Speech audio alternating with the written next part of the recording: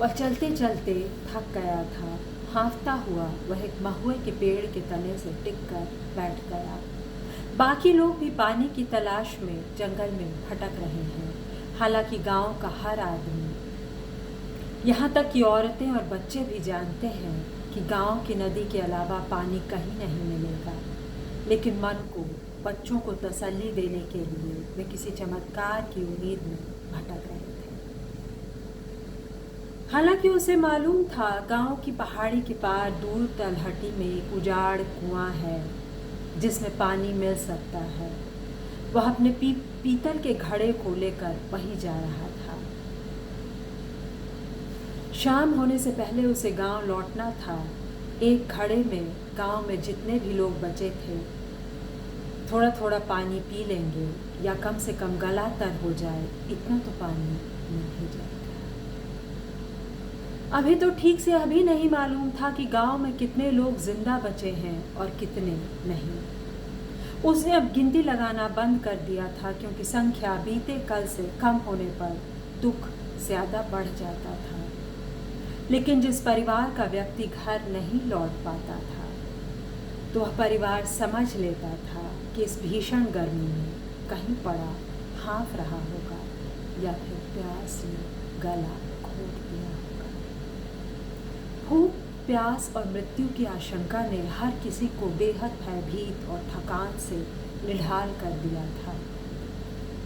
हर कोई रोज उठते ही यही सोचता था कि आज पता नहीं किसका नंबर लगने वाला है, कौन है जो लौट कर नहीं आएगा।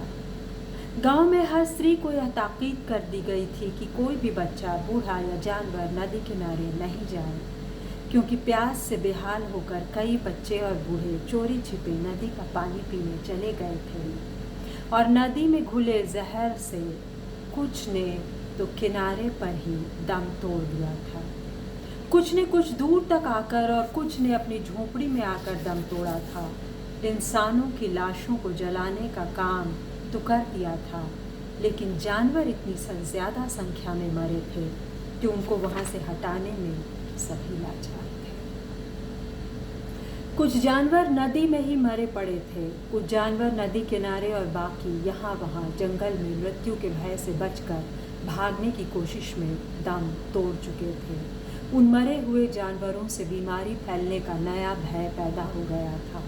पूरा गांव मृत जानवरों की दुर्गंध से भरा पड़ा था। उसने अपने हाँफते हुए मन और देह दोनों पर धीरे धीरे काबू पाया, फिर घड़ा उठाकर चल दिया। रास्ते पर पेड़ों की छाया थी, लेकिन गर्मी तो पेड़ों से छनकर उसे पसीने से तर-बतर करने पर आमादा थी। महुए, पलाश और सागौन के पेड़ों की अधिकता थी जंगल में। गर्मी ने पेड़ों से पत्ते लगभग सभी छीन लिए, या जो बचे थे उन पत्तों की देह का हरापन छीनकर सूखे, पारदर्शी, पतली हड्डियों के ढांचे में बदल दिया था। महुए और सागौन के बड़े और हरे पत्तों की देह के हरे वस्त्र छीने और इतने पारदर्शी हो गए थे कि गर्मी से पराजय की लाचारी साफ नजर आ रही थी।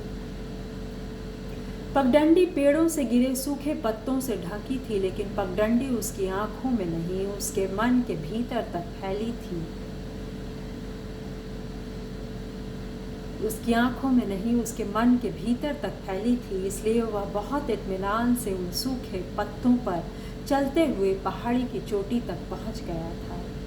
अब उसे पहाड़ी से नीचे उतरना था। जो लोग जंगलों से भरे पहाड़ों पर नहीं घूमे हैं उन्हें नहीं मालूम कि एक एक पैर संभाल कर रखना पड़ता है। ज़रा सा पैर फिसला तो सैकड़ों फीट नीचे खाई में, जहाँ की पुकार या चीख सुनने वाला कोई नहीं था।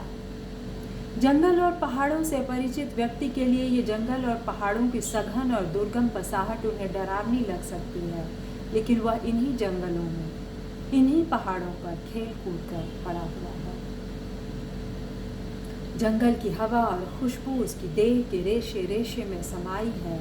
ये पहाड़, ये जंगल उसके अपने घर हैं। बचपन से लेकर जवानी की इस उम्र तक वह बेखौफ और बगैर थके हुए इन पहाड़ों और जंगलों में घूमता रहा है। ये पानी की तलाश दोस्तों, ये है बहुत खूबसूरत सशक्त उपन्यास, और मैं बिल्कुल शुरुआती हिस्सा पढ़ रही हूँ। भालचंद्र जोशी जी का उपन्यास प्रार्थना में पहाड़। आगे इस पर टिप्पणी करती हूँ, लेकिन ये है पानी का संकट कहीं कहीं, बरक्स भयानक बाढ़ के, ये है ग्लोबल वार्मिंग, ये है पेड़ों का कटना। मुझे सुनने के लिए बहुत बहुत धन्यवाद दोस्तों। और क्या सशक्त वर्णन है, मतलब एथलेटिक आनंद दे देने वाला। इस क्रूर स्थिति में भी हम एकदम एकात्म हो जाते हैं। धन्यवाद। लाइक और सब्सक्राइब।